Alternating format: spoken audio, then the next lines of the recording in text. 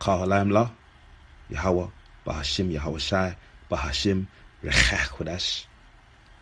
What I said there in the Hebrew was all praises to the Most High, who the world ignorantly calls God. His name is Yahweh, in the name of his only begotten Son, who the world ignorantly calls Jesus Christ. His name is Yahweh Shai, in the name of the Holy Spirit, which is the Rechach Kodash. Double honors unto the elders and apostles of Great Millstone.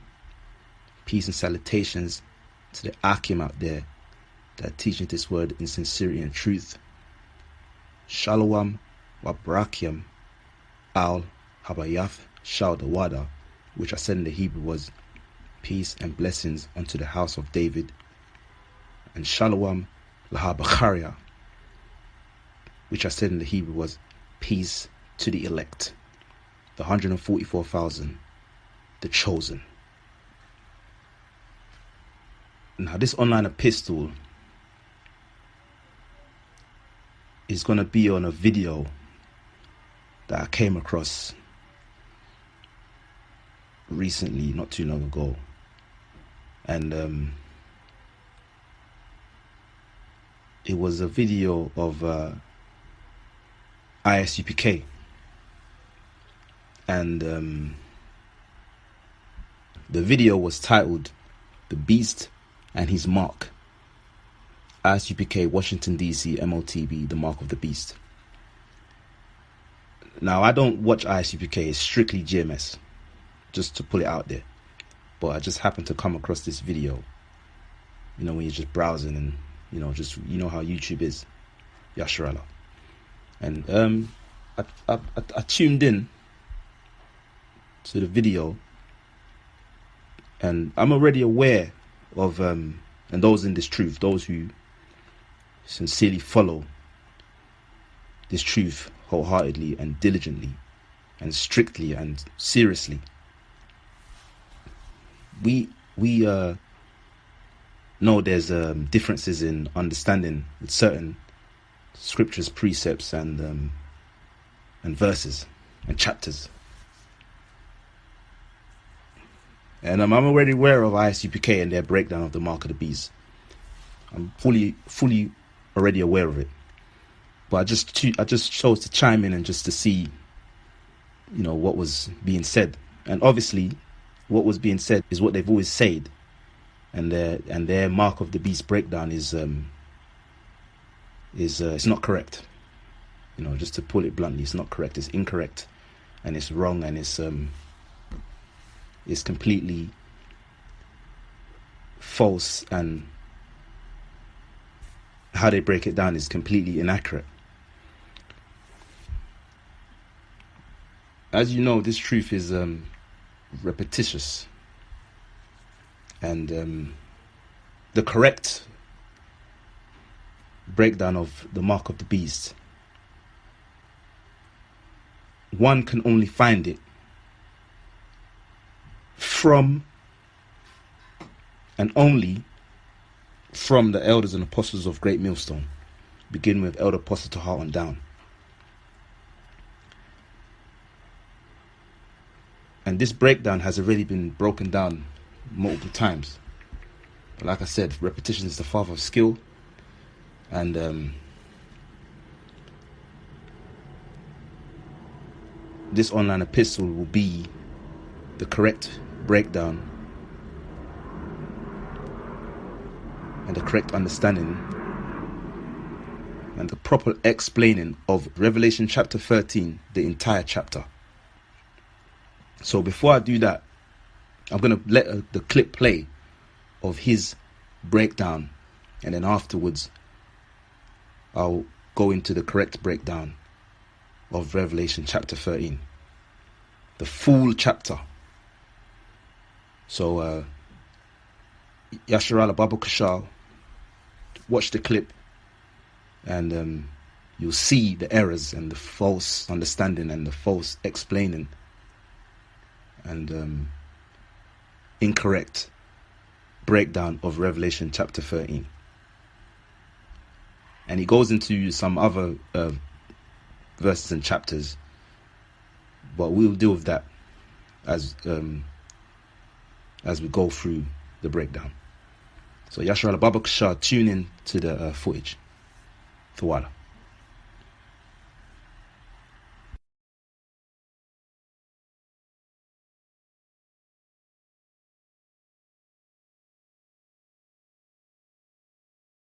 Right. So get me the book of Revelation, chapter 13. Because we didn't heard about the beast. We know the beast is that these oppressors, all of them, all of the heathens. But there's a main beast, right? You know what I'm saying? Let's read. Start from the top. We got to read this pretty fast. I gotta go. Oh no, come. I use Jennifer behind me line. I gotta go. Go ahead. Salaki. The book of Revelations, chapter 13, verse 1. And I stood upon the sand of the sea, and saw a beast rise up out of the sea, having Right. seven So the heads. sand of the sea. This the sea being the people. You know what I'm saying? There are many people like sand. That's what it's breaking down. Keep going. Having 7 heads and 10 horns. Now, for time's sake, I left my notes, so I can't read you all of the nations that the seven heads are, right? But you could definitely ask later on. You know what I'm saying? Pretty much everybody has it in their notes in the school on who the 7 heads were. This beast were nations, right? They started off certain nations and broke into other nations. Keep going. Wakan, having 7 heads and 10 horns, and upon his horns 10 crowns, and upon his heads the name of blasphemy. Keep going. Verse 2. And the beast which I saw was like unto a leopard, and his feet were as the feet of a bear. Okay, the leopard is Greece, right? Keep going, and the bear would be the Persians, right? And did you keep going after that? Keep going. And his mouth as the mouth of a lion. And that would be the Romans, because they were strong because they had iron. That's what it was. Why the Romans were so unstoppable. They actually had iron. Keep going. And the dragon gave him his power. Hold up, and the dragon. Now we didn't go to this part. My bad. Somebody, let me. I'm gonna look it up. Keep reading. And his seat and great authority. Verse 3. And I saw one of his heads as it were wounded to death, and his deadly wound was healed. Right. And hold on, right quick. Hold on.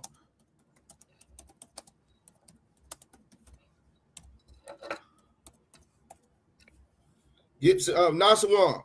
Get me Revelation 12 and 9.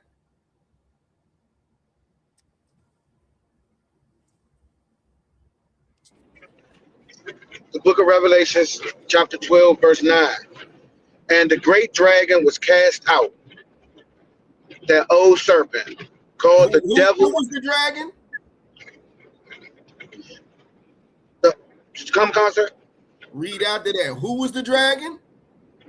Oh, that old serpent. So the serpent in the garden is the dragon that we're talking about in Revelation. And who was the serpent again? The serpent was heathens. The beast of the field was the heathens, all of them. But which one was more cunning and conniving than all the rest of them?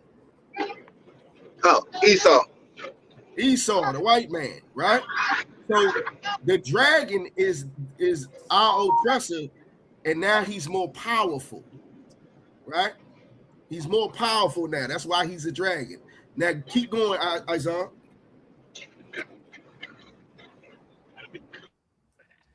And all the world wondered after the beast. Start again from the dragon. Read that next verse up, or the beginning of that verse. Let me get with you. Hold on. My bad. Go ahead. The book of Revelations, chapter 13, verse 3. And I saw one of his heads as it were wounded to death, and his deadly wound was healed, and all the world wondered after the beast. I'm skimming what I want. I'm skipping what I want. Hold on. Start at 4. Verse 4, and they worshiped the dragon, which gave power unto the beast. Right. And So this beast that was all those nations, right? The dragon gave power onto the beast, right? So the powerful one, our oppressor got more power now. He gave power onto the beast, right? And they worshiped the beast, right? Keep going. And they worshiped the beast, saying, who is like unto the beast? Who is able to make war with him? With Donald Trump right now. Who is able to buck with America right now? You see what I'm saying? Keep going. Verse 5, and there was given unto him a mouth speaking great things and blasphemies. Right. The Jews is white. That land is ours. You know what I'm saying? God loves everybody.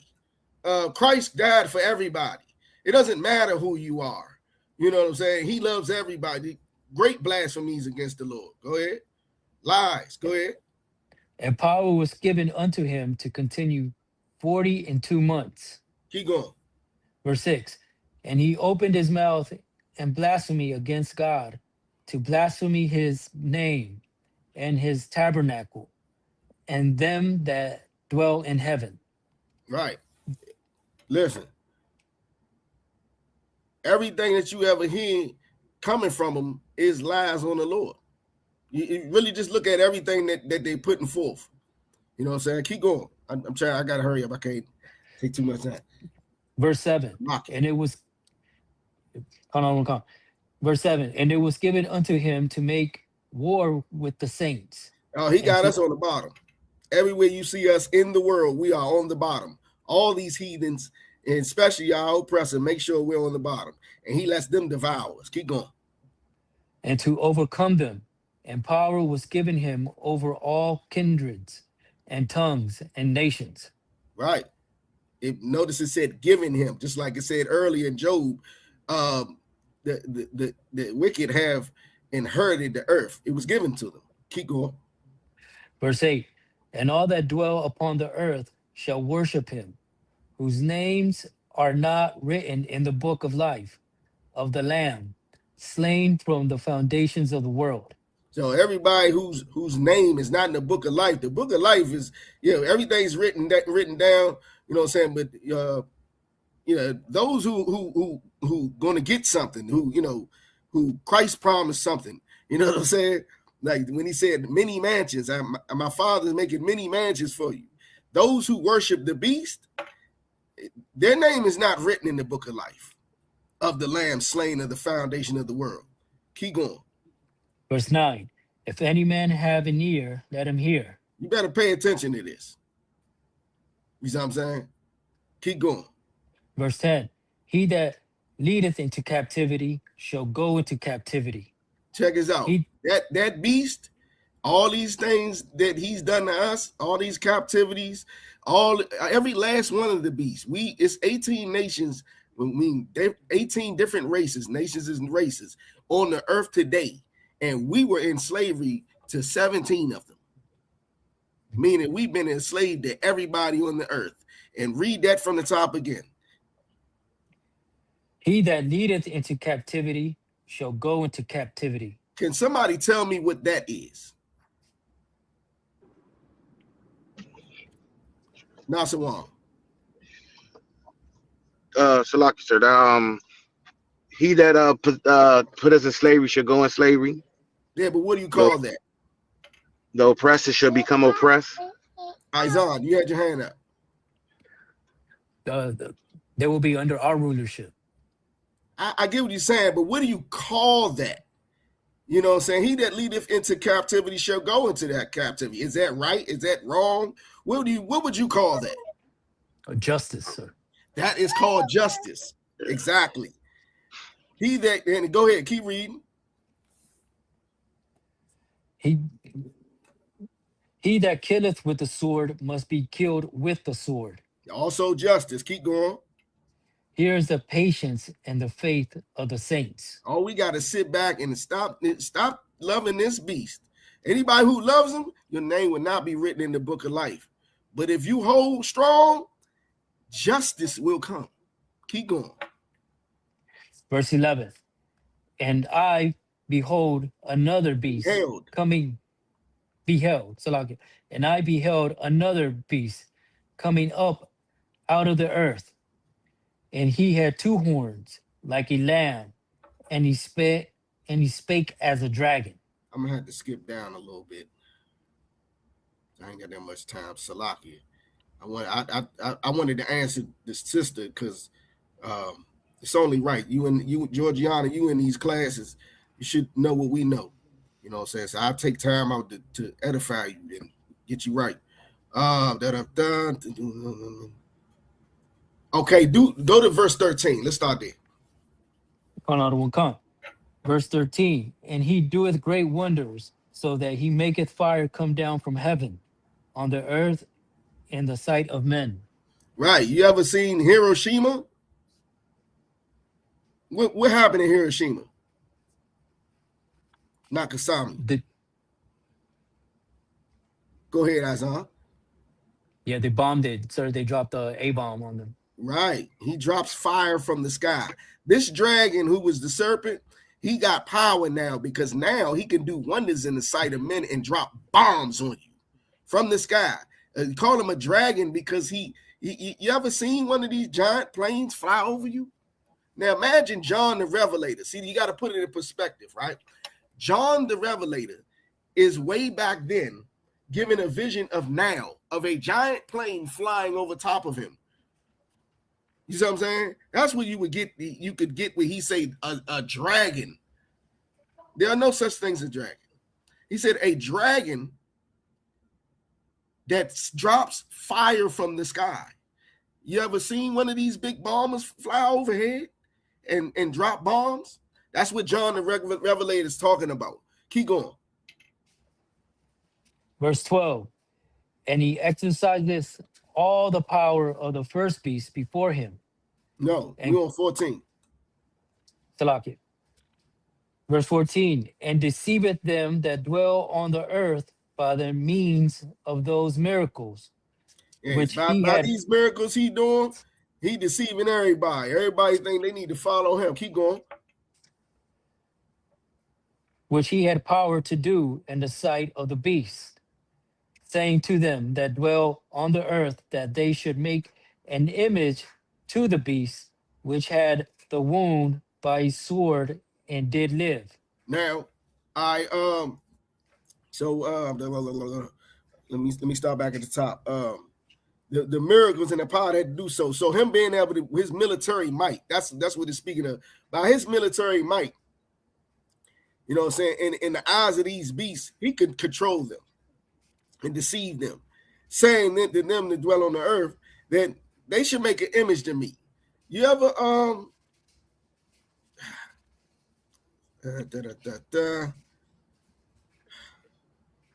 Matter of fact, when it says which had been wounded by the sword, you know what I'm saying? That was when you talk about that, we're talking about the Roman Empire. You know what I'm saying? It says it earlier. I believe it's in chapter 12, but it was speaking of the Roman Empire, how it was wounded and it did live, right? Well, how did it live? Does anybody know how the Roman Empire continued on to live?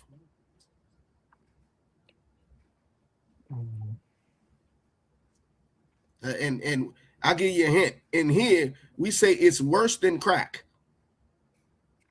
Izan. Christianity. The Roman Catholic Church is how he survived. You see what I'm saying? With that ideology and make an image to the beast. What is the image of Christianity? Nasawan. White Jesus. That's the image of the beast.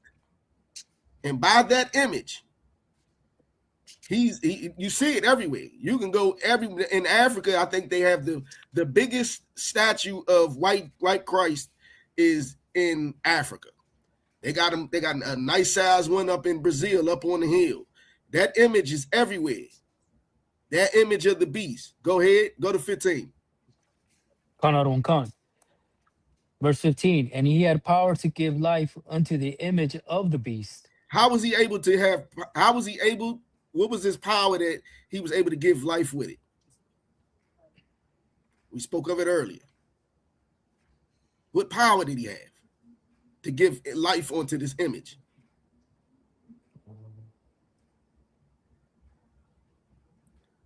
Jordiana, he got a nice little delay. It's all right. That is right, by the church.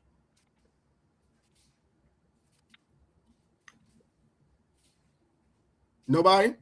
His military might.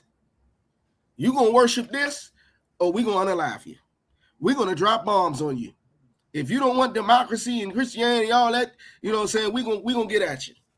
You hear the same thing every day today. Everybody who's not down with our oppressor and the way he does things, we're gonna blow you up.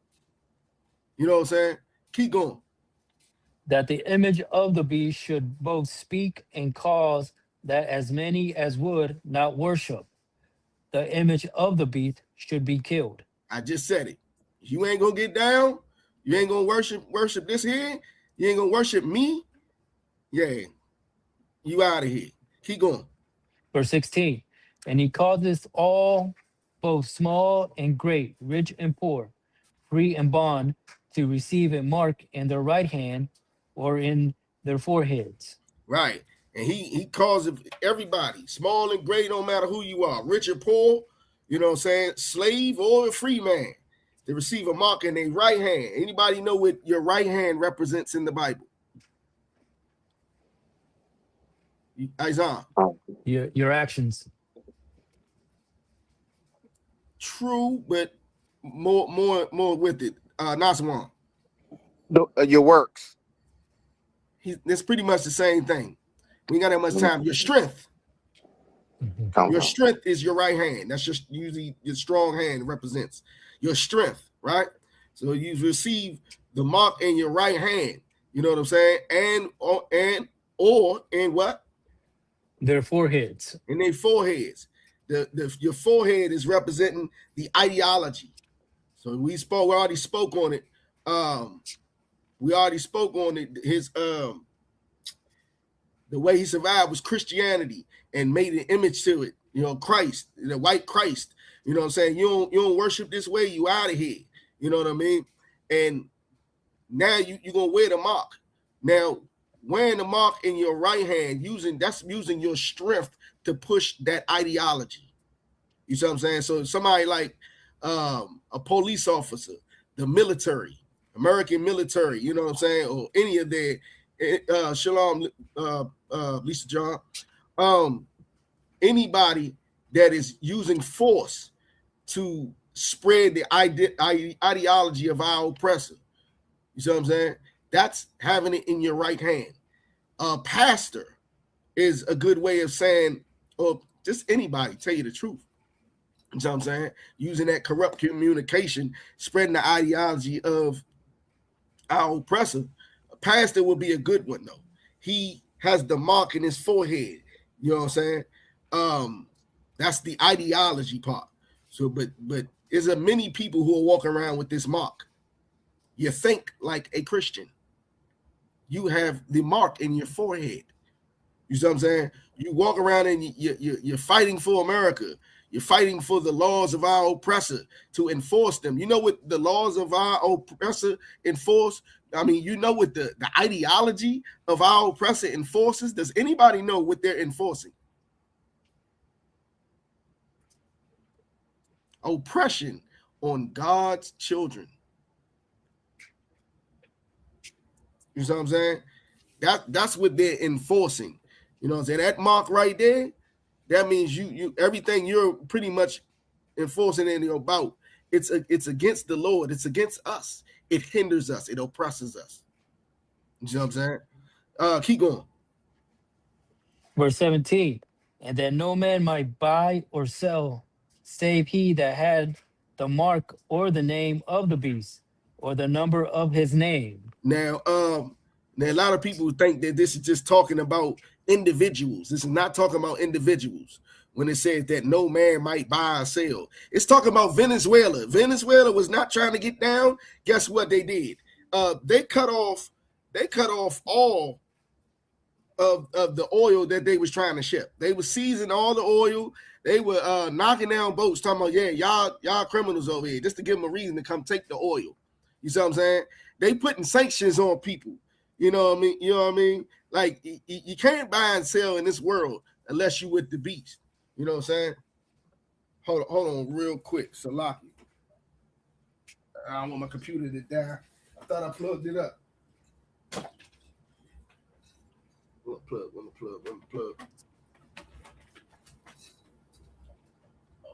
Okay.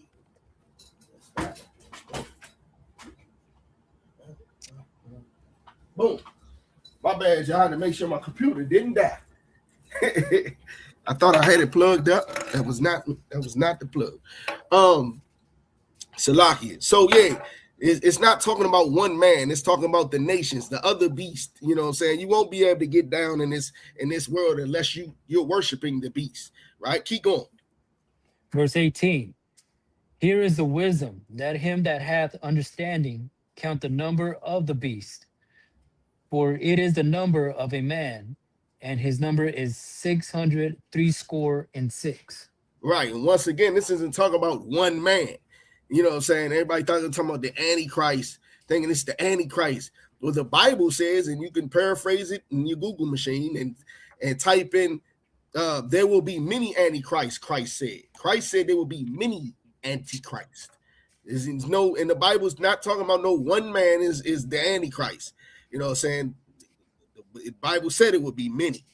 And this is talking about like mankind, like in the last verse, it's talking about mankind shall not buy nor sell. You know what I'm saying? Same thing here. And his number is 660 score. I mean, 600, 3 score and 6. Anybody know what 3 scores mean? 20, sir. Like score is 60. Score, yeah, it'd be 60. So 666 is the number of them that run this kingdom. Now, flip the page or go to the next chapter and read verse 1. Book of Revelation, chapter 14, verse 1. And I looked, and lo, a lamb stood on the Mount Sion, and with him 144,000, having his father's name. And the Lord has a number 2. This 144,000 is the Lord's government. That's who's going to run the Lord's government. As in this kingdom, there are 6. The Bible is prophesying and telling you that there are 666 men that run this kingdom.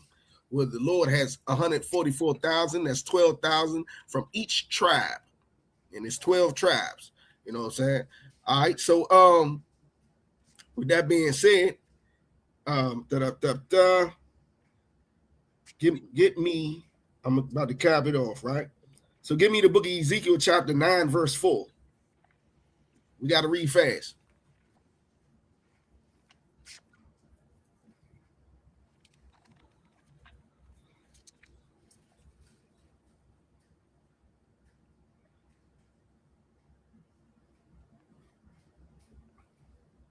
Got that?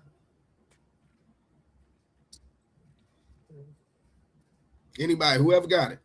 Ezekiel chapter 9, verse 4. And the Lord said unto him, go through the midst of the city, through the midst of Jerusalem, and set a mark upon the foreheads of the men that sigh and that cry for all the abominations that be done in the midst of thereof.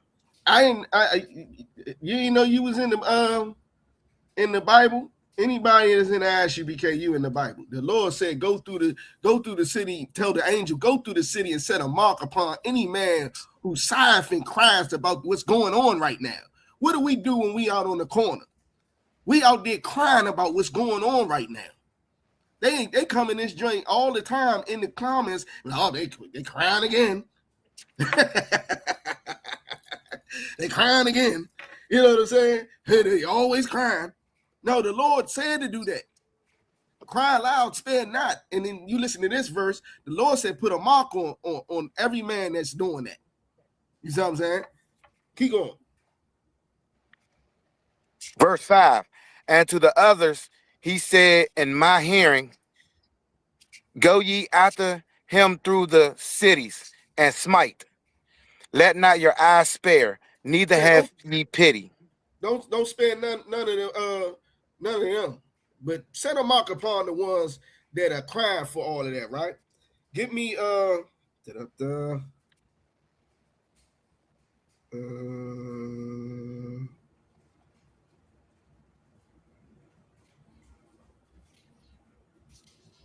give me Revelation chapter 19, verse 19. And Isaiah, you hold Revelation 20, verse 7. Revelations chapter 19, verse 19. Oh, and let's not hold on. Matter of fact, excuse me, I brought up that verse for a point. That the Lord said make a mark on them because the Lord also has a mark. You know what I'm saying? Satan has, they got a mark. The beast got a mark. Now, I didn't talk about Satan. The beast has a mark, and the Lord has a mark. You know what I'm saying? They ain't the only ones with a mark. You know what I mean? But that mark isn't like a physical thing. It's basically make a mark, make a notation, make a marker on them that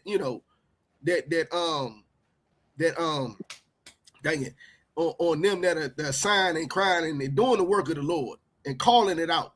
You know what I'm saying? Whereas the beast, mark of the beast, and all that Christianity, all the ways that they have. You see what I'm saying? You could divorce your wife. You eat pork. All of the things that the heathens do, those are marks. You got that mark. You a Muslim, you got the mark of Arab men on you. You know what I'm saying? You a Christian, you got the mark of white man on you. You know what I'm saying?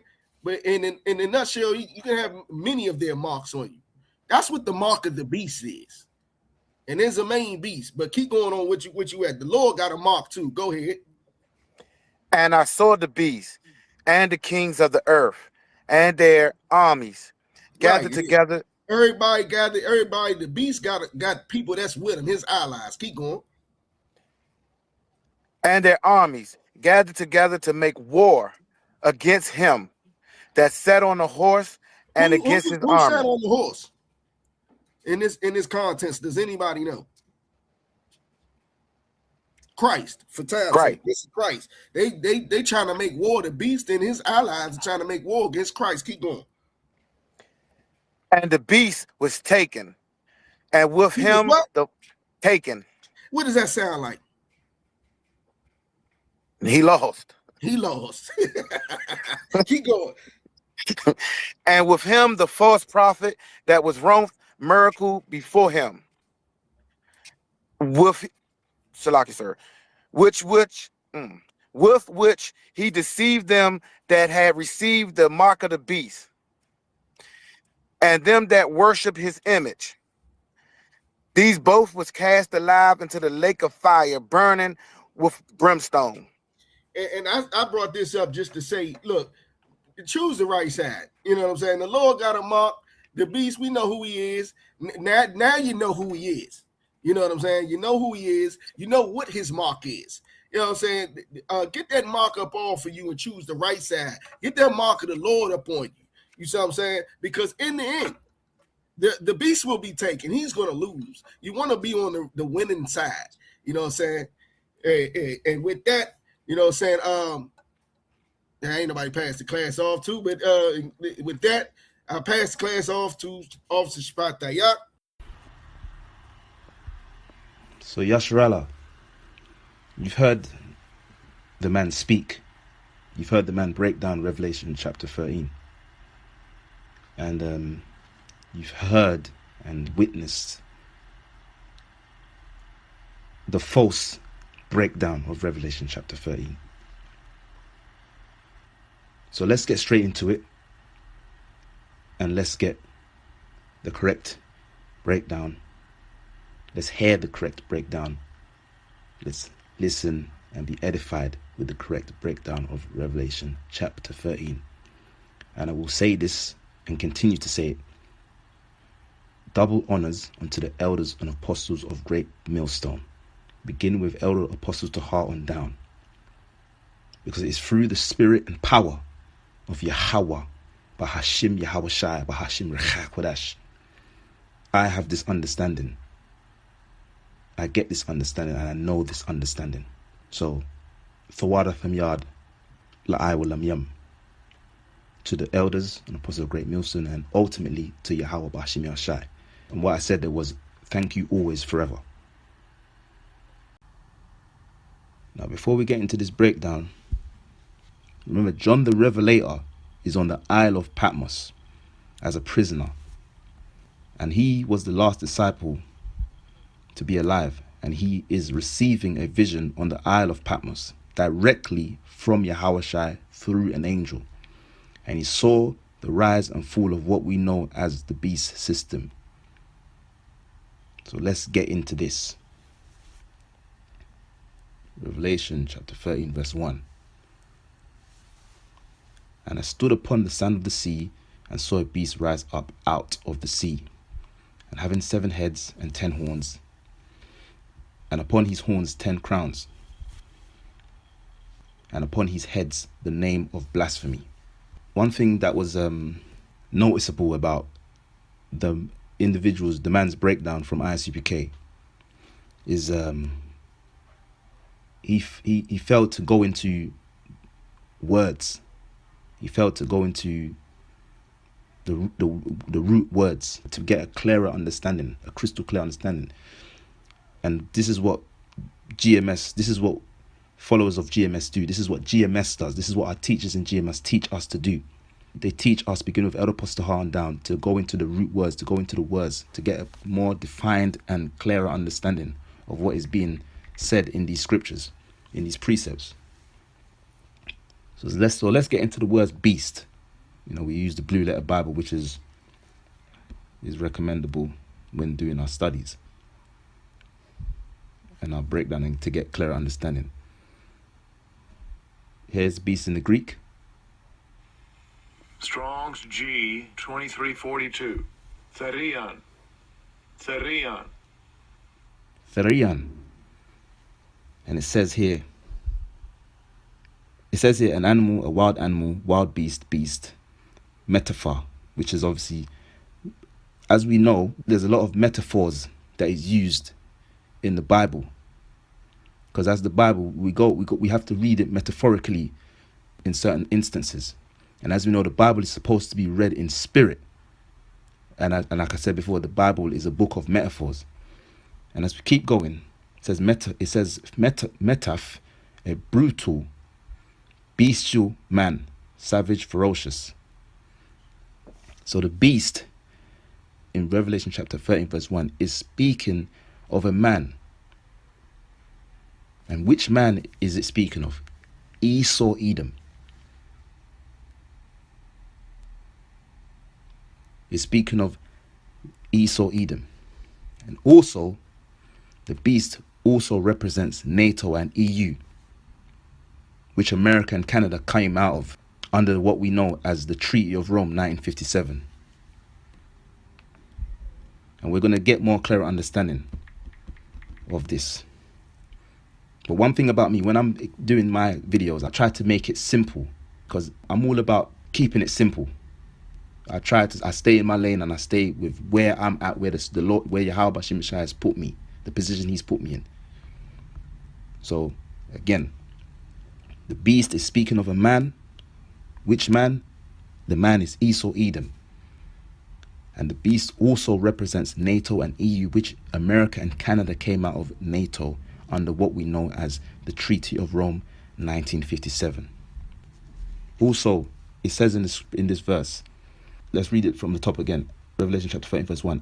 And I stood upon the sand of the sea and saw a beast rise up out of the sea. And what is the sea, Yasharallah? The sea is the people. How do we know this? Well, let's get Revelation chapter 17 verse 15. And it says, and he saith unto me, The waters which thou sawest, where the whore sitteth, are peoples and multitudes and nations and tongues. So the sea is the people. So it means that this beast will have dominion and rulership over the people, the multitudes, the nations, all the people of different cultures and living in different lands and places. That's what the sea is. That's what the sea is in Revelation chapter 1. And Babu Kashar, I'm going to read the NLT for verse 1 as well. Salakia for that. Well, if we read the NLT for Revelation chapter 17, verse 15, look at what it says here, Yashara. Look at what it says here. Then the angel said to me, the waters where the prostitute is ruling represents, see it there? Represents masses of people of every nation and language. See it there? You see it there, Yashara? See? So that's what the sea represents in Revelation chapter 1. Slaki in Revelation chapter 13, verse 1. Revelation chapter 13, verse 1 again. And I stood upon the sand of the sea and saw a beast rise up out of the sea, having 7 heads and 10 horns, and upon his horns 10 crowns, and upon his heads the name of blasphemy. NLT. Then I saw a beast rising up out of the sea. It had 7 heads and 10 horns, with 10 crowns on its horns, and written on each head were names that blasphemed God.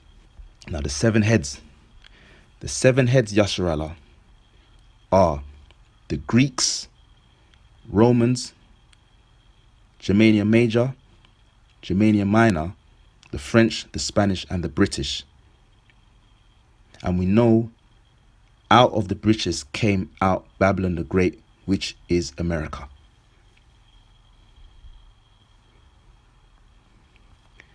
Now the 10 horns, Yasharallah. The 10 horns, and I got this again. I got this understanding through the elders and apostles of Great Millstone, through the will, spirit, and power of Yahweh Shai. So again, double honors all the time.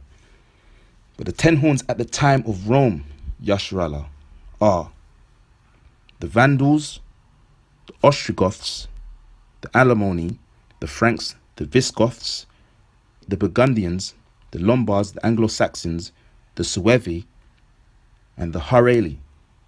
But the 10 horns today, the current 10 horns today, is the EU. Before they were called the ECC, which was the European Economic Community, but it's now called the EU. Now the 10 horns in present day are the United Kingdom, Belgium, France, Germany, Greece, Italy, Denmark, Luxembourg, the Netherlands, Spain. That was the original 10 horns. But then they added Portugal and Ireland after that. And then they added other member states after that. But those are the original 10 horns. You had it was the United Kingdom, Belgium, France, Germany, Greece, Italy, Denmark, Luxembourg, the Netherlands, and Spain. That was the original 10. Then they added Portugal and Ireland, and then after that they added even more membered states. So that's the 10 horns. Now the 10 horns, how that applies today, when we look at America, it has the EU meetings, and these countries, you can equate them to kingdoms because they have their own government. So these countries are kingdoms, and they are basically subordinate to America, meaning lower in rank, lower in position, simply put, lesser powers under America. And another way to describe the 10 horns is they are vassal states. And what's a vassal state?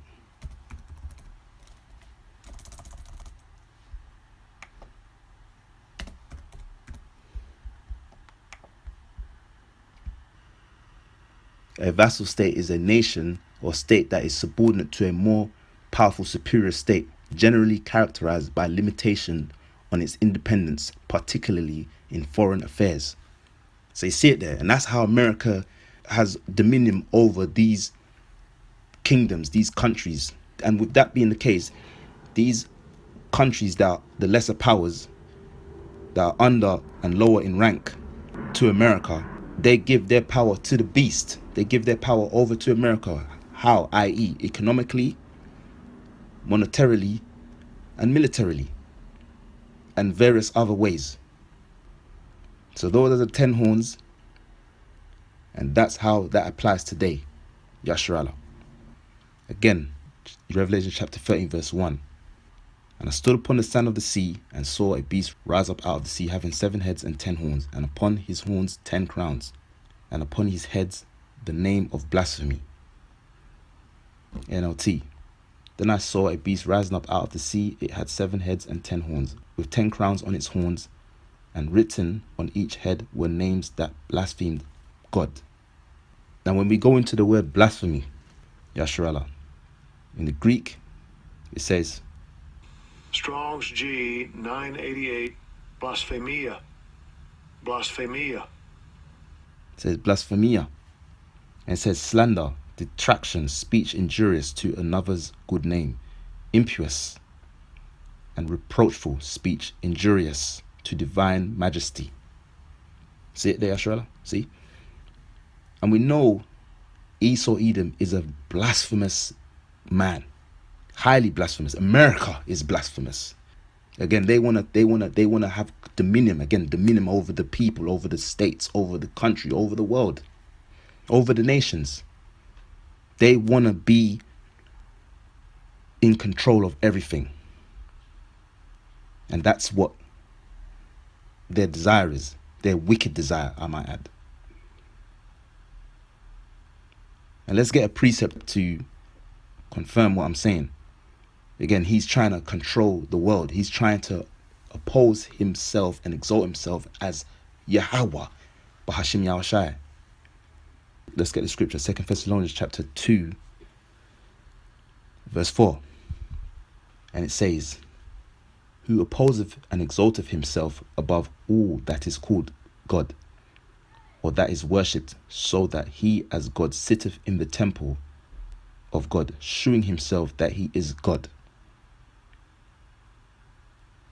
NLT, he exalteth himself and defy everything that people call God and every object of worship. He will even sit in the temple of God, claiming that he himself is God. You see it there? See? And that's how blasphemous Esau Edom is. He wants to be the Most High. He wants to be the Most High. He wants to be in control of all living creation.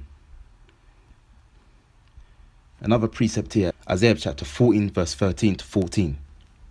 And it says, for thou hast said in thine heart, I will ascend into heaven, I will exalt my throne above the stars of God. I will sit also upon the mount of the congregation in the sides of the north. See it there? And where's the north? America. Reading on verse 14. I will ascend above the heights of the clouds. I will be like the Most High. NLT.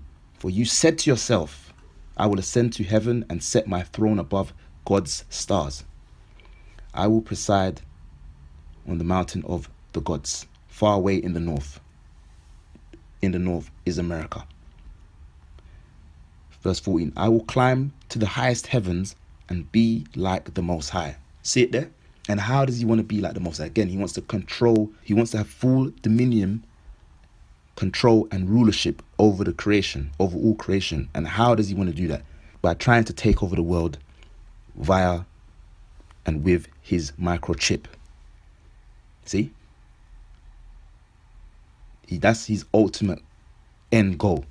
But he also does this, how? He also does this currently by changing the images, speaking evils towards Yahweh, Yahweh Shai,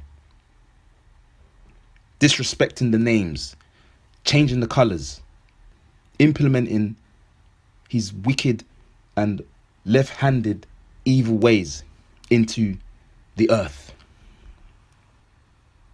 Let's get the precept to explain what I've just said there. We jump down from 2 Thessalonians chapter 2, verse 4. We jump down to verse 8. And it says, and then shall the wicked be revealed, whom Yahweh Shai will consume with the spirit of his mouth, and shall destroy with the brightness of his coming. Verse 9, even him whose coming is after the working of Satan with all power and signs and lying wonders. NLT, then the man of lawlessness will be revealed, but the Lord Yahushua will slay him with the breath of his mouth and destroy him by the splendor of his coming. Verse 9, this man will come to do the work of Satan with counterfeit power and signs and miracles. See it there?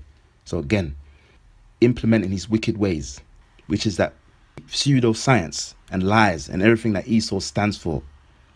Everything that Edom stands for is that which is adversary to Yahweh Yahushua. See, but as we read in 2 Thessalonians chapter 8, 2 Thessalonians chapter 2 verse 8, Yahushua is going to put a stop to that. He's going to put a complete stop, riddance, and end to that. For that is what is written, and for that what is written will come to pass. Thus saith Yahweh Shemeshai. But again, Yahweh Shemeshai is going to let him feel his belly. Let's get that scripture. Babakashah.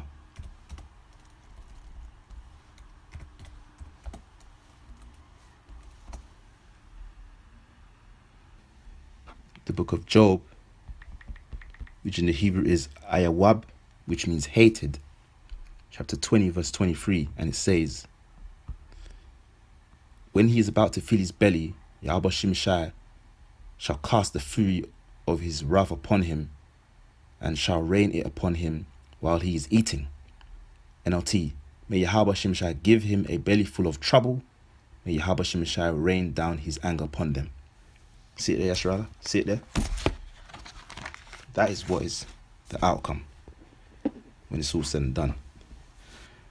Verse 2, the book of Revelation chapter 13 verse 2, and it says, and the beast which I saw was like unto a leopard, and his feet were as the feet of a bear, and his mouth as the mouth of a lion. And the dragon gave him his power, and his seat and great authority. NLT, the beast looked like a leopard, but it had the feet of a bear, and the mouth of a lion. And the dragon gave the beast his own power, and throne, and great authority. Now, Yashrala, the leopard in Revelation chapter 13 verse 2 represents the Greeks. And we know this by when we go to Daniel chapter 7 verse 6. It gives us the blueprint of the major empires that will rule the earth and that will be responsible for scattering Yasharala and ultimately rule until the kingdom of heaven comes. So let's read Daniel chapter 7 verse 6. The book of Daniel, which in the Hebrew is Daniela, which means judge of the power. Chapter 7 verse 6. And it says, after this I beheld, and lo, another like a leopard, which had upon the back of it 4 wings of a fowl. The beast had also 4 heads, and dominion was given to it. NLT, then the third of these strange beasts appeared, and it looked like a leopard. It had 4 birds' wings on its back, and it had 4 heads. Great authority was given to this beast.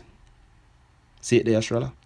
See, so Daniel chapter 7 verse 6, it is speaking of the leopards, which is the Greeks, because before them it was the Persians and the Medes. And let's prove this by going to Daniel chapter 8 verse 5. And it says, and as I was considering, behold, an he-goat came from the west on the face of the whole earth, and touched not the ground. And the goat had a notable horn between his eyes. NLT, while I was watching, suddenly a male goat appeared from the west, crossing the land so swiftly that he didn't even touch the ground. This goat, which had one very large horn between its eyes.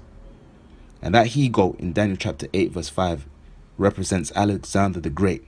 And to prove that, we jump to Daniel chapter 8 verse 20 to 21. And we know Alexander was a Greek. Let's go to verse 20 to 21. The book of Daniel chapter 8 verse 20 to 21. And it says, the ram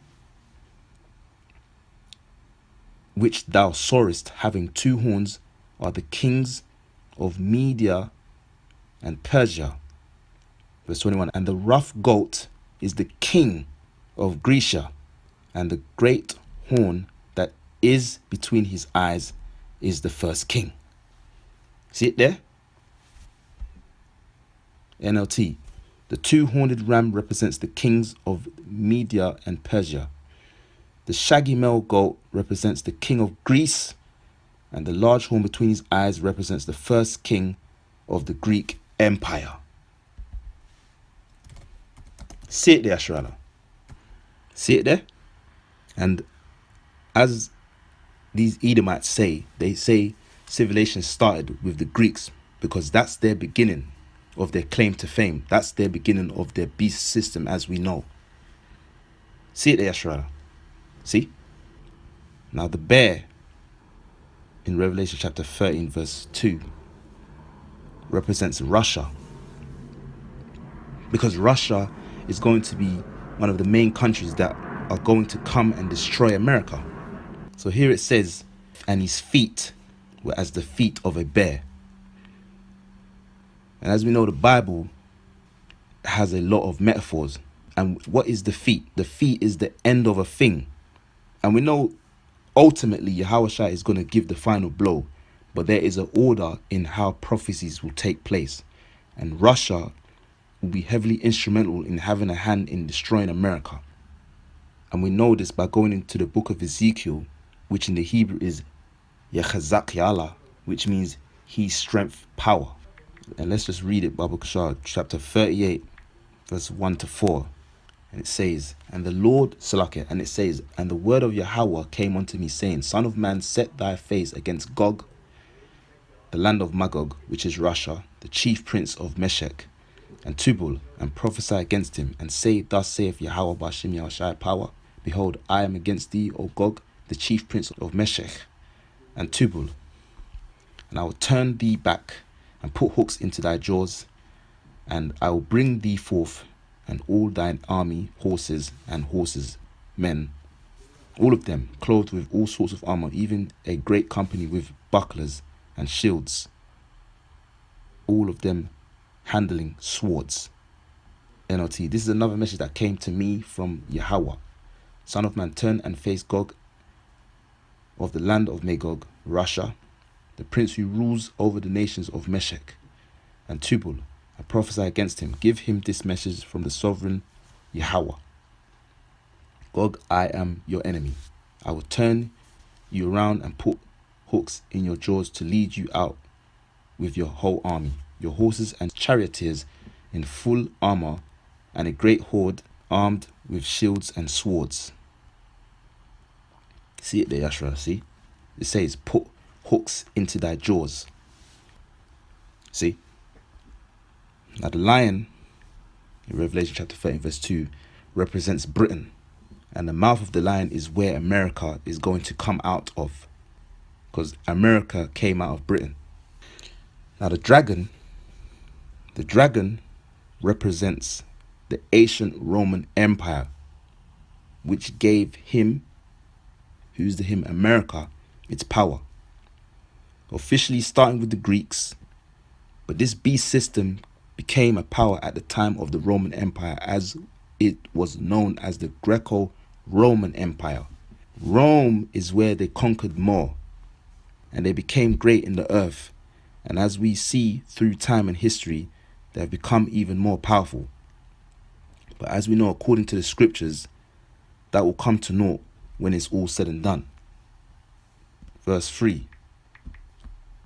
And it says, and I saw one of his heads, as it were wounded to death, and his deadly wound was healed, and all the world wondered after the beast. NLT. I saw that one of the heads of the beast seemed wounded beyond recovery, but the fatal wound was healed. The whole world marveled at this miracle and gave allegiance to the beast. Now, where it says the heads as it were wounded to death, here is to do with the pagan Roman Empire, because the pagan Roman Empire fell, which then commenced the Dark Ages, the Byzantine Empire, the Holy Roman Empire. All of these are titles that can be used to explain the Dark Ages. which Revelation 20 goes into that history. We'll get into that a little bit later. But like I said before, the Roman Empire fell, which commenced the Dark Ages, the Byzantine Empire, the Holy Roman Empire. And this is where Israelites ruled. Because during this time, Esau became a no people on the earth, a loser during the Dark Ages. And Israelites ruled for about 1,000 years. And then Satan was loosed from his prison. As we just read, the deadly wound was healed. Let's read it again. Revelation chapter 30 verse 3. And I saw one of his heads as it were wounded to death, and his deadly wound was healed. NLT. And I saw that one of the heads of the beast seemed wounded beyond recovery, but the fatal wound was healed. See it there? See? Satan was loosed from his prison, and the deadly wound was healed. And as it says the deadly wound was healed, we go to Revelation chapter 20 verse 3 to get further edification as to what is meant in that precept. Revelation chapter 20 verse 3, it says, and cast him into the bottomless pit, and shut him up, and set up a seal upon him, that he should deceive the nations no more till the 1,000 years should be fulfilled. See it there? 1,000 years the Israelites ruled. During what age? The Dark Ages, the Byzantine Empire, the Holy Roman Empire. Let's read that again. And cast him into the bottomless pit, and shut him up, and set a seal upon him, that he should deceive the nations no more till the 1,000 years should be fulfilled. And after that he must be loosed a little season. NLT. The angel threw him into the bottomless pit, which he then shut up and locked, so Satan could not deceive the nations anymore until the 1,000 years were finished. Afterward, he must be released for a little while. And when we go into that word seal, it says, Strong's G 4972. Sfragizo. Sfragizo. Sfragizo. And it says here, to set a seal upon, mark with a seal or seal. Listen to this one. For security from Satan. For security from Satan. Since things sealed are concealed as the contents of a letter, to hide, keep in silence, keep secret. But the main biblical outline of biblical usage is A. For security from Satan. See, there's so seal, meaning that he was not able to take down anybody. He was not able to take anybody down. He was in a low state. He was a no people. He was a loser in the earth. He was a cave dweller. He was not able to forward his lies until that 1,000 years would be fulfilled, which we know as the Renaissance, which is the rebirth of Esau and his way, which was reintroduced back into the earth through the Renaissance period. But that would only be after the fact of him having to fail for a period of 1,000 years. Now, same book, but jump into verse 7 to 8, because Revelation chapter 20 verse 4 to 6 is speaking of a different 1,000 year period. So jumping to verse 7 to 8, it says, and when the 1,000 years are expired, Satan shall be loosed out of his prison, and shall go out to deceive the nations which are in the four quarters of the earth, Gog and Magog, to gather them together to battle, the number of whom he is as the sand of the sea. NLT. When the 1,000 years come to an end, Satan will be let out of prison. He will go out to deceive the nations called Gog and Magog in every corner of the earth. He will gather them together for battle, a mighty army as numberless as sand along the sea shore.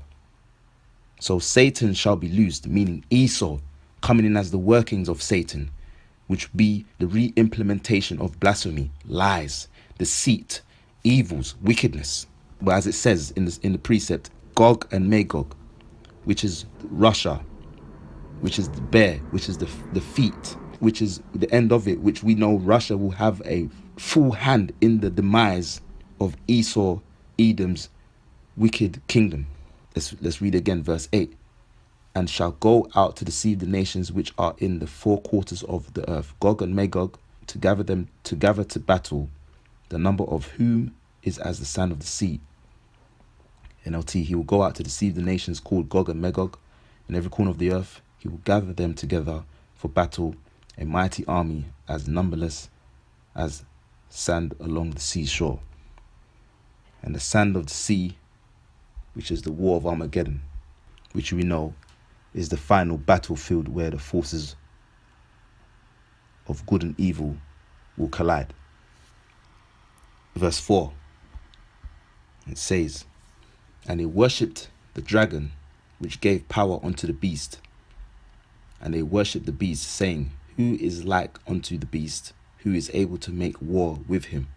NLT, they worshipped the dragon for giving the beast such power, and they also worshipped the beast, who is as great as the beast. They exclaimed, who is able to fight against him? So as we know, the dragon is the Roman Empire, and the beast is America, NATO, and the EU. And they worship the beast. Why? Because of its power. You see how dominant America is throughout the whole earth. They're coming to a demise now, but looking back through history, they've been a bully to all the other nations.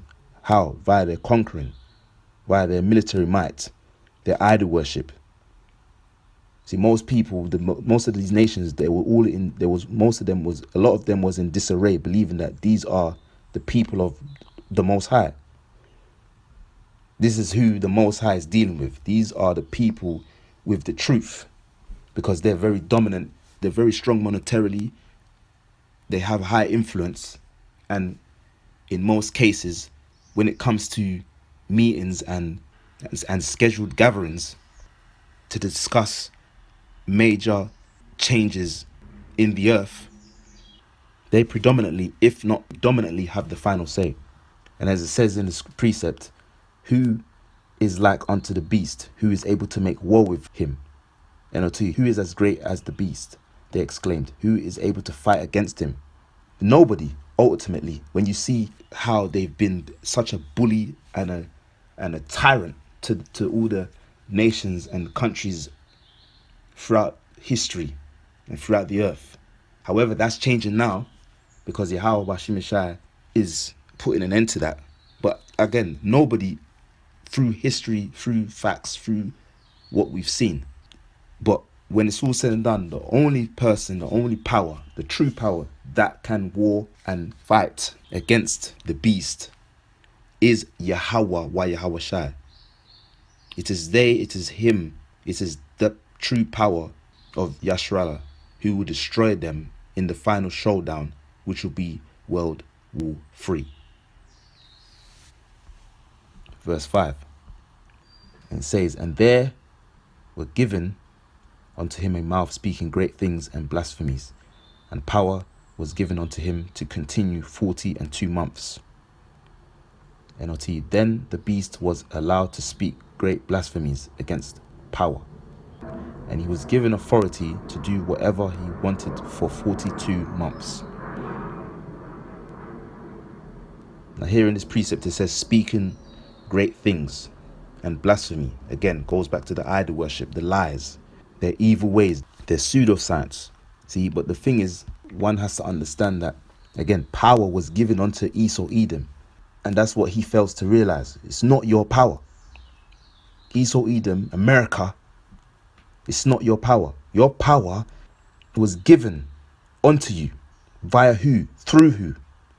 From who? From Yahweh by Hashem Yahushai.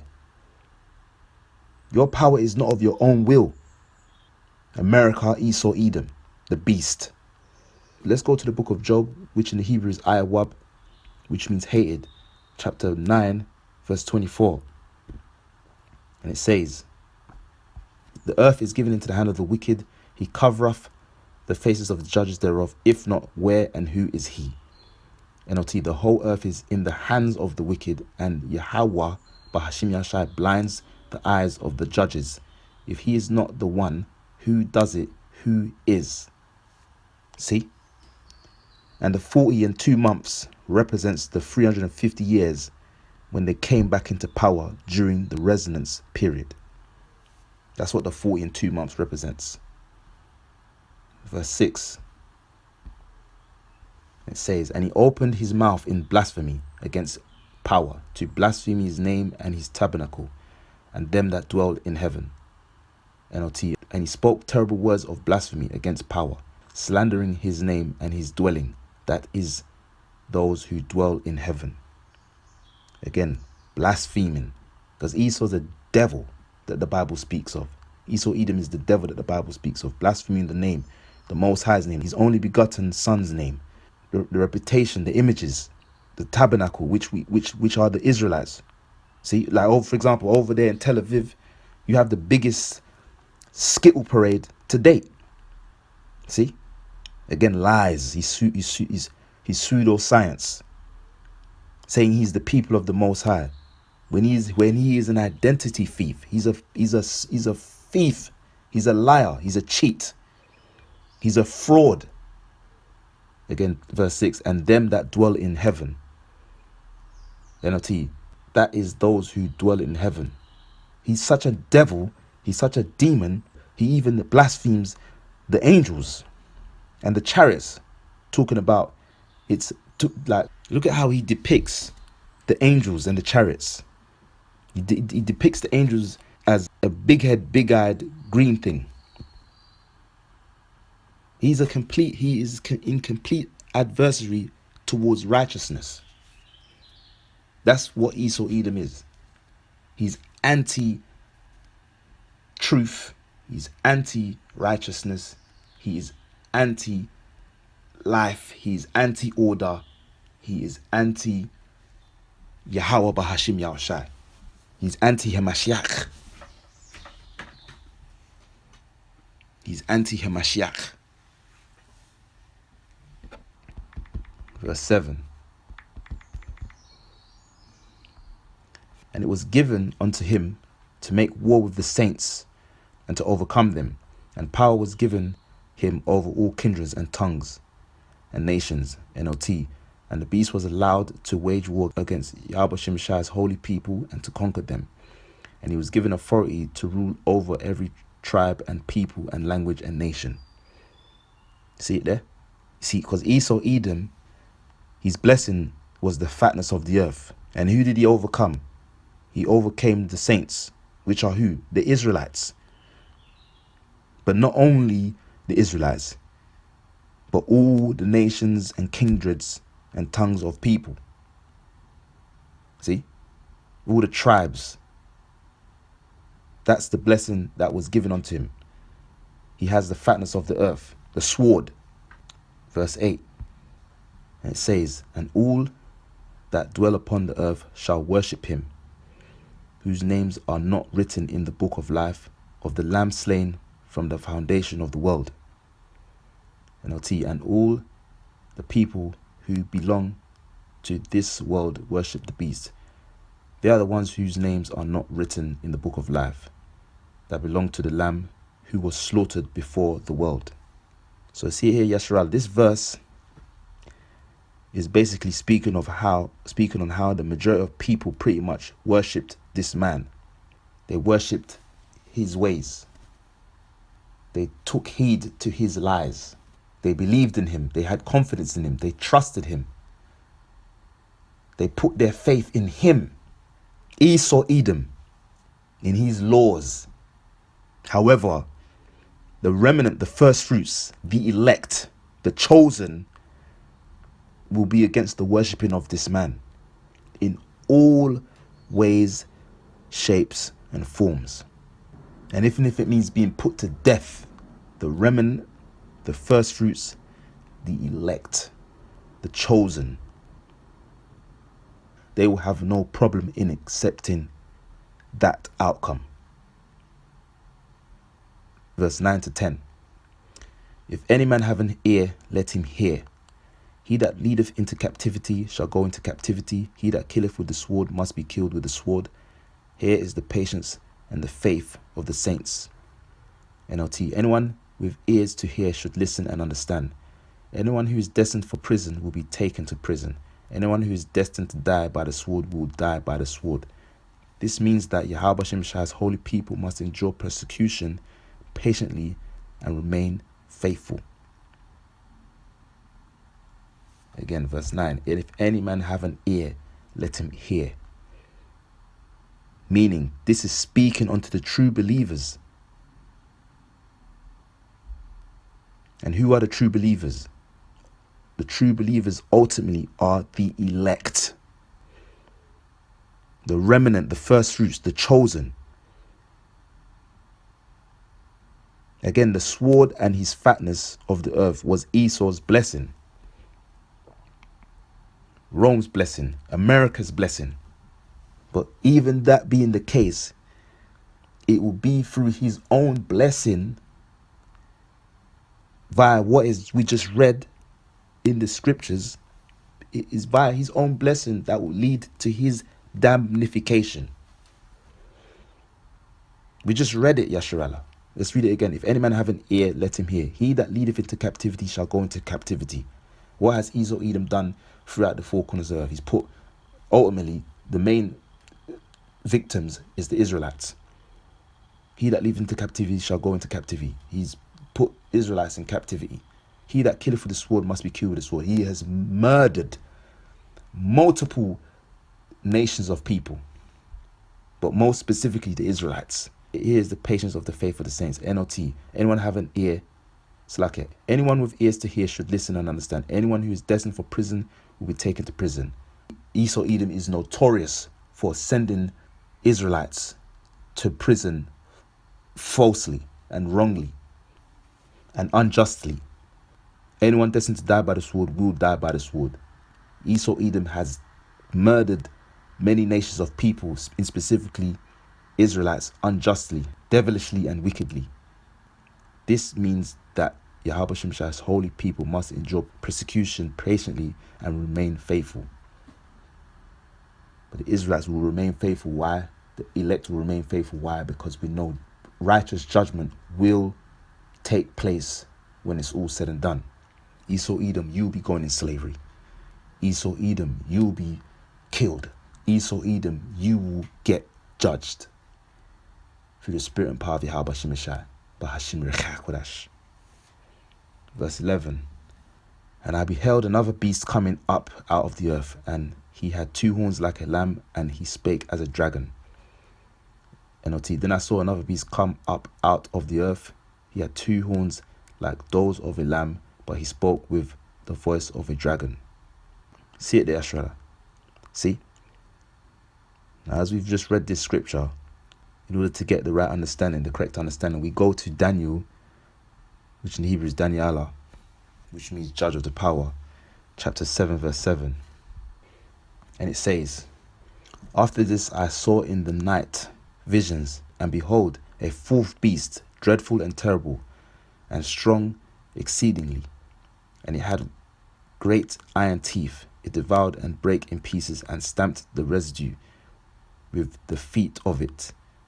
And it was diverse from all the beasts that were before it, and it had 10 horns. NOT. Then in my vision that night I saw a fourth beast, terrifying, dreadful, and very strong. It devoured and crushed its victims with huge iron teeth, and trampled their remains beneath its feet. It was different from any of the other beasts, and it had 10 horns. See it there, Ashrala? See? Now the fourth beast, which is the Roman Empire, that's what the fourth beast is. And great, as we read, great iron teeth, which is their military. And it says here, it was diverse from all the beasts that were before it. This is because of their senate and how they brought in their rulers. It was contrary to a king passing down the throne onto his son. Now when we go to verse 8, it says, I considered the horns, and behold, there came up among them another little horn, before whom there were 3 of the first horns plucked up by the roots. And behold, in this horn were eyes like the eyes of man, and a mouth speaking great things. NOT. As I was looking at the horns, suddenly another small horn appeared among them. 3 of the first horns were torn out by the roots to make room for it. This little horn had eyes like human eyes, and a mouth that was boasting arrogantly. Now, as we just read, a little horn, this is speaking of Babylon the Great, which is the revival of the Roman Empire. Remember, when we read in Revelation chapter 13, verse free. It said the deadly wound was healed. So they was going to make a return of ruling once again. And as it says, as we read in verse 8 again, they were free of the first horns plucked up by the roots. And by the roots, which is the French, the Spanish, and the British. And out of the British came the 13 colonies, which eventually grew to Babylon the Great, America. It says here, eyes of man speaking great things, meaning their science, pseudoscience, their lies, boasting themselves arrogantly, boasting themselves to be above the Most High. But as we know, through the spirit and power of Yahweh Shai, they're nothing but just men. And if we was to keep reading in this same book and chapter, this is where Yahweh Yahweh Shai sets judgment and puts an end to the heathen rulership through the fourth beast. But it will be another little horn that comes up from it. So the fourth beast is Rome, but the little horn that comes from it would be Babylon the Great, America.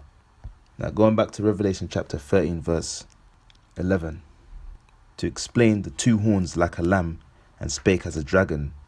Now in the Roman Empire, you had the plebeians and the patricians. Now if you apply that today, that is the poor and the rich and the Republicans and the Democrats. Now it says spake as a lamb. It simply means to be meek, because we know lambs are meek and very lowly and docile. And when we apply it to today, that comes in the form of politicians, like as we just said, the Republicans and the Democrats. You have the Labour Party, you have the Conservatives, etc. But as we read, it says, spake as a dragon. And when we go to the book of Psalms, chapter 55, verse 21, it says, the words of his mouth were smoother than butter, but war was in his heart. His words were softer than oil, yet were they drawn swords. NLT, his words are as smooth as butter, but in his heart is war. His words are as soothing as lotion, but underneath are daggers. See, smoother than butter. That's the lamb talk. See, that's the meek talk. That's the trying to coming across as being humble and non-threatening. But yet, as we just read here, yet were they drawn swords, NLT, but underneath are daggers. See, smoother than butter, but underneath were daggers. That's him speaking as the dragon, establishing draconian laws, which can come from both sides, either the Republicans or the Democrats, because they both play a part in this beast system. See it there, Yasharallah. See, let's go to verse 12, and it says, and he exerciseth all the power of the first beast before him, and he causeth the earth and them which dwell therein to worship the first beast, whose deadly wound was healed. NLT, he exercised all the authority of the first beast, and he required all the earth and its people to worship the first beast, whose fatal wound had been healed. Now the power of the first beast, which is the Roman Empire, it's going back into that. It's going back into that same draconian law system. And this is just going back into that deadly wound being healed, which is NATO and the EU. Verse 13. And he doeth great wonders, so that he maketh fire come down from heaven on the earth in the sight of men. NLT, he did astounding miracles, even making fire flash down to earth from the sky while everyone was watching. And in this verse, this is talking about all the murderous bombings from NATO bombing Bosnia and Kosovo. But you have the very notable ones like Hiroshima and Nagasaki. And as it says in the verse, great wonders, meaning due to all the bombings that they had done, it put a lot of fear in all the other nations. And as it says in the verse, in the sight of men. This means no one has ever seen anything like this before, except through America, which is Babylon the Great. See, verse 14. And it says, and he deceiveth them that dwell on the earth by the means of those miracles which he had power to do in the sight of the beast, saying to them that dwell on the earth, that they should make an image to the beast, which had the wound by a sword and did live. NLT. And with all the miracles he was allowed to perform on behalf of the first beast, he deceived all the people who belong to this world. He ordered the people to make a great statue of the first beast, who was fatally wounded and then came back to life. See it there, Ashrala? See? Again, Esau Edom, he had power to do miracles, not only through his science and not only through the military and bombings, but through his technology, which he uses to deceive and put fear in the people to follow and worship him. See it there, Ashrala? That's how devilish this man is, man. He's a virus. He's a plague of the earth. He's the devil that the Bible speaks of. Verse 15. It says, and he had power to give life unto the image of the beast, that the image of the beast should both speak and cause that as many as would not worship the image of the beast should be killed. NLT. He was then permitted to give life to this statue so that it could speak. Then the statue of the beast commanded that anyone refusing to worship it must die. See it there, Ashrala. See? Now we see the image of the beast, as we just read here, as it just says here. The image of the beast is not just Caesar Borgia. It's more than that. It's the system you see, which is Rome living again. The rebirth of the Roman Empire through Babylon the Great, which is America. Examples, Yasharala, I'll give you. The Olympics, the holidays like Christmas, the judicial system, their ideologies. A perfect example that you can look up for yourself, if you choose to do so, is the Capitol building that's patterned after the Capitoline Hill building. And those in this truth, we've been able to come to this understanding, this revelation, through our beloved elder Apostle Gabar. He's the one that brought this to light. He's the one that brought this information to light. So Yahweh Shemshai Barakatah to beloved elder Apostle Gabar. And Barakatah Yahweh Shemshai for putting the spirit on him to find that information and reveal that information to us. So with that being the fact of truth, it proves that America's whole blueprint, outline, design, and image is set up through Rome, again, via their laws, their ways, and their system. Is Rome again, Rome back again. And we know, as the scripture says, there's nothing new under the sun. Let's continue on, Yashua. Now we're getting into the nitty-gritty. This is the key part of this book. This chapter in this book of Revelation chapter 13. We're getting into the nitty-gritty now. And this is the extremely important part of this chapter. And this is the part that we who follow GMS and the elders and apostles of Great Millstone, beginning with Elder Apostle Tahar on down, understand this breakdown, have the correct breakdown, know the correct breakdown till today. So for that revelation. So we're going to get into it, Yashrala. The book of Revelation, chapter 13, verse 16. And it says, and he causeth all, both small and great, rich and poor, free and bond, to receive a mark in their right hand or in their foreheads. NLT, he required everyone, small and great, rich and poor, free and slave, to be given a mark on their right hand or their forehead. Now when we go, again, back to that man that was the member of ICPK, that man, he completely went off the rails with this understanding and with this breakdown of this precept. He's completely went off the rails.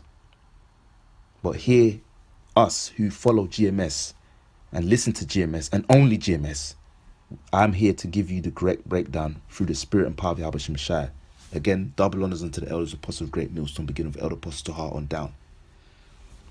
Because it's via them I understand this breakdown, through the spirit and power of Yahweh Shem Shai. So let's get into it. Again, like I was saying about the guy from the ICPK, the man from ICPK, he fails to go into root words in regarding this breakdown. You saw the footage, he didn't go into no root words. He barely went into any root words. He just kind of just coasted by it. But let's get into the words. Let's get into the word mark. Let's see what mark means in Revelation chapter 13, verse 16. It's mark in the Greek. Strong's G 5480. Charagma. Charagma. See it there, Yashrala? Charagma. It says here, a stamp, an imprinted mark of the mark stamped on the forehead or the right hand as the badge of the followers of the Antichrist. The mark branded upon horses, thing carved sculpture, graven work of idolatrous images. Again, thing carved sculpture, graven work. So it's a physical thing. It's a physical thing. We know it's a microchip. We know he's going to use a microchip to basically to take over Yahweh Shem Shai's creation. He's going to use the microchip to have full control over life. Let's get deeper, Yashra. Let's get deeper.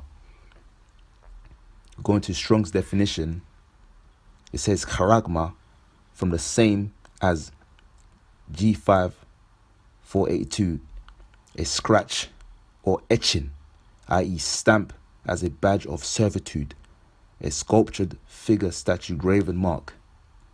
Let's get into this. Let's get the Greek. Babakshah, listen. Strong's G 5482. Charax. Charax. Charax. See it there? Root word, etymology. From carousel to sharpen to a point, akin to, there's another Greek word, we're going to get into that. Salat Babakshah, just hold on.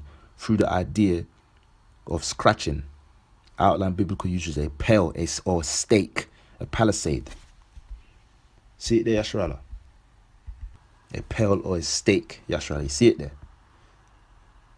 Again, back to that root word etymology, from carousel to sharpen to a point, akin to the Greek word G1125. Let's listen, Babakshah. Strong's G 1125. Grapho. Grapho. Grapho. Again, Strong's definition. Grapho. Grapho, a primary verb, to grave. And when you grave something, what is that? What does it mean by grave? Let's get the definition of grave. AIOV, as a verb, grave means to carve, cut, or etch letters or something into a hard surface like a stone or metal, similar to engraving. Reading on, it can also mean to fix something permanently in one's memory, or in older context, to dig or sculpt. See it there, Ashrala? See? And that's exactly what this devil is going to try and do. He's going to try and grave, etch, scratch, imprint his mark on the nations, on the people, on the entire earth, meaning you won't be able to work, travel, or feed your families. Literally full constraint of necessity and fate. That's what he wants the people to how he wants the people to be. He wants the people to have full constraint. He wants the people to have full constraint and necessity of fate in him, in his way, in his law, in his order. So it's something physical. The mark of the beast is the RFID microchip. That's what the mark of the beast is. It's not what the ISUPK member was saying. Reading on verse 17. And it says, and that no man might buy or sell save he had the mark or the name of the beast or the number of his name. NLT, and no one could buy or sell anything without the mark, which was either the name of the beast or the number representing his name. See? So him putting his name on you, you can equate it to when a man puts his name on his wife. And you know what that means, Yasharallah. When a man puts his name on his wife, what does he do? He means he's gone on into her and sealed the deal. She now becomes his property. She now belongs to him. She's now bound to him. He's physically surnamed her. Keyword, physically. Physically, something physical. See it there, Yasharallah. So this devil, Esau Edom, that the Bible speaks of, is going to put his name on Yahweh Bashim Shai's creation through this system, this beast system, which disposes one from Yahweh Bashim Yahushai. It will mean that he will take possession of the people. He will take possession of you. He will take possession of your well-being, your whole ilk. Again, you want to control the earth.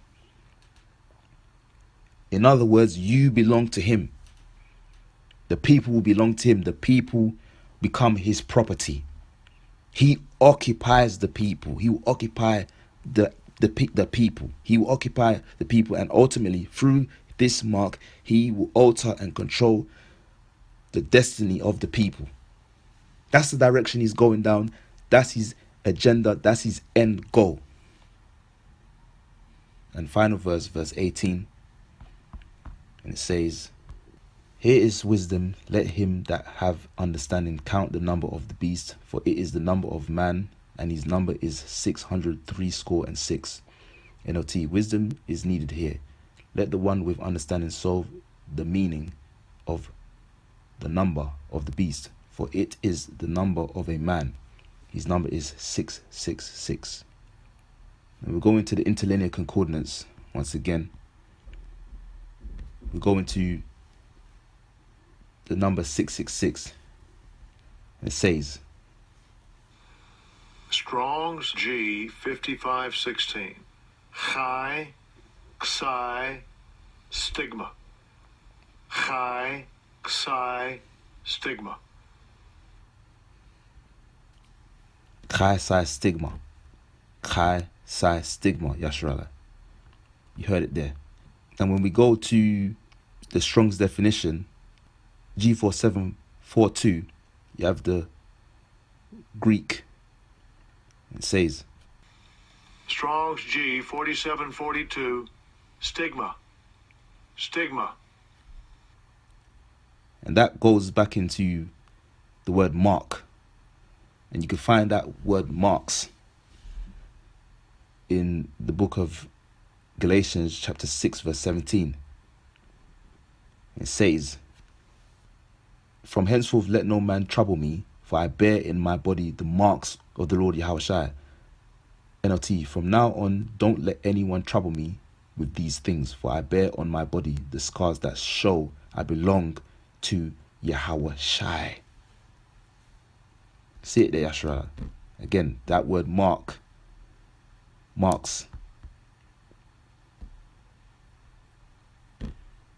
Again, in the Greek, stigma. And what does it say? Outline biblical usage. A mark pricked in or branded upon the body. To ancient Oriental usage, slaves and soldiers bore the name or the stamp of their master or commander, branded or pricked, cut into their bodies to indicate what master or general they belong to. And there were even some devotees who stamped themselves in this way with the token of their gods. You see it there, Yashrala? See? This is the official true breakdown of the mark of the beast. Revelation chapter 13. The whole chapter in its entirety. According to my ability and my level of where I'm at, this is my level of understanding and my level of teaching I can give you guys to be edified through the will, spirit, and power of Yahweh Shai. Again, once again, double honors to the elders, apostles of great MILLSTONE, beginning with elder apostle Ha on down. Because if it's not for them, through the spirit, through the will, spirit, and power of Yahweh Shai, I wouldn't know and get and be able to teach and edify you guys and give you guys the correct understanding, the truth and clear, crystal clear understanding of Revelation chapter 13. So again, the mark is not Caesar Borgia, it is not sin, it is not Christianity, it is not an embargo, it is not sleeping with white women. It is a physical thing. It is the RFID microchip. Plain and simple. Yasharala, that is what it is. And that is where this world and society is going towards. You can see how things is becoming digitalized. Paper money is becoming obsolete. The chip is on its way. The mark of the beast, the chip is on its way. And anyone that can't see it, your eyes be open through grace, mercy, will, spirit, and power of Yahweh Shem Shai.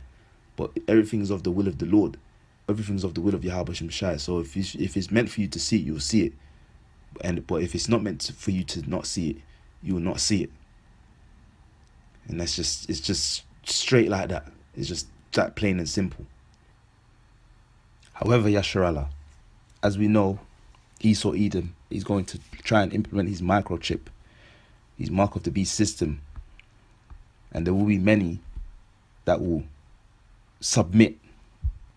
They will submit and yield to his control and to his law and order. But as we know through this Bible, we have to sow the other side because there's balance to this truth. Again, Proverbs 11:1. A false balance is abomination to Yahweh, but a just weight is his delight. NLT. Yahweh detests the use of dishonest scales, but he delights in accurate weights. So as I said before, you have people that will yield to his law and order, his control, his ownership. But there's a consequence to that. And we're going to read it here in Revelation, the book of Revelation, chapter 14, verse 9 to 10. And it says, and a third angel followed them, saying with a loud voice, if any man worship the beast and his image, and receive his mark in his forehead or in his hand, the same shall drink of the wine of the wrath of Yahweh Bashim Shai, which is poured out without mixture into the cup of his indignation, which is righteous anger, and he shall be tormented with fire and brimstone in the presence of the holy angels and in the presence of the Lamb. NLT. Then the third angel followed them, shouting, anyone who worships the beast and his statue, or who accepts his mark on the forehead or on the hand, must drink of the wine of Yahweh Shimshai's anger. It has been poured full strength into Yahweh Shimshai's cup of wrath, and they will be tormented with fire and burning sulfur in the presence of the holy angels and the Lamb. So you see it there, Yashruallah. Anyone that takes this microchip, this RFID chip, it's going to die. The Lord's going to destroy, Yahweh Shimshai going to destroy you. Yahweh Shimshai are going to have no mercy. You are through. You are finished. You are done. Again, balance to this truth. Those that take it will die. But you have the elect, the chosen, the first fruits, the remnant, who will not take it. And even if it means being put to death, so it be. So it be, for the sake, will and pleasure of Yahweh Bashim Shai. Let's get the precept, Revelation chapter 20, verse 4. And it says, and I saw thrones, and they sat upon them, and judgment was given unto them. And I saw the souls of them that were beheaded for the witness of Yahweh Shai, and for the word of Yahweh Bashim Shai, which had not worshipped the beast, neither his image, neither had received his mark upon their foreheads or in their hands. And they lived and reigned with Yahamashiach 1,000 years. NLT. Then I saw thrones, and the people sitting on them had been given the authority to judge. And I saw the souls of those who had been beheaded for their testimony about Yahweh Shai, and for proclaiming the word of Yahweh Shai. They had not worshipped the beast or his statue, nor accepted his mark on their foreheads. or their hands. They all came to life again, and they reigned with Hamashiach for 1,000 years. See it there, Yashrala. See? So, you have the elect who will not bow the knee, who will not bow the head, who will not submit, who will not yield, who would not take this chip, this physical thing. And if it means being put to death, if it means having your head chopped off, Yahweh, Bashim, Yahweh Shai, Ratazah, so it be. And that's thus saith the word of Yahweh, Bashim, Yahweh Shai. Also, the ICPK member also mentioned Ezekiel, which in the Hebrew is Yakazak Allah, which means his strength, power. Chapter 9, verse 4. Again, this brother failed to go into the root words. But we know this understanding through the Elders and Apostles of Great Millstone. And when we go into the book of Ezekiel, which in Hebrew is Yakazak Allah, which means his strength of power, chapter 9, verse 4, it says, and Yahweh said, go unto him, go through the midst of the city, through the midst of Jerusalem, and set a mark upon the foreheads of the men that sigh and cry, for all the abominations that be done in the midst thereof. NLT, he said to him, walk through the streets of Jerusalem, and put a mark on the foreheads of all who weep and sigh because of the detestable sins being committed in their city. Again, we go into the root words, interlinear concordance. We go into the word mark. And it says, Strong's H8420, Tav. Tav.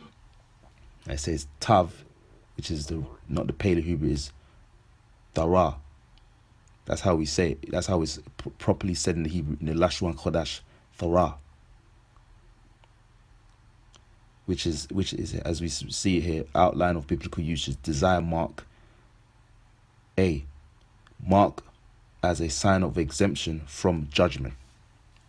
See it there? So, we will have a mark of exemption from judgment. The elect will have a mark of exemption from judgment, And Yahweh Bashim Shai, we say the hopeful elect. But yes, the elect, hopeful elect, will have a mark of exemption from judgment. That mark being the spirit and power of Yahweh Bashim Shai will be on the elect to deny that other mark. Because this mark is a spiritual mark. See it there? This is a spiritual mark. This is not a physical mark. This mark in Ezekiel chapter 9 verse 4 is a spiritual mark. And through the spirit and power of Yahweh Bashim Shai, he will put that spiritual mark on the elect to be exempt from judgment. It being so that they will have it in their spirit to deny and refuse and reject the physical mark that is written of in Revelation chapter 13 verse 16 on down.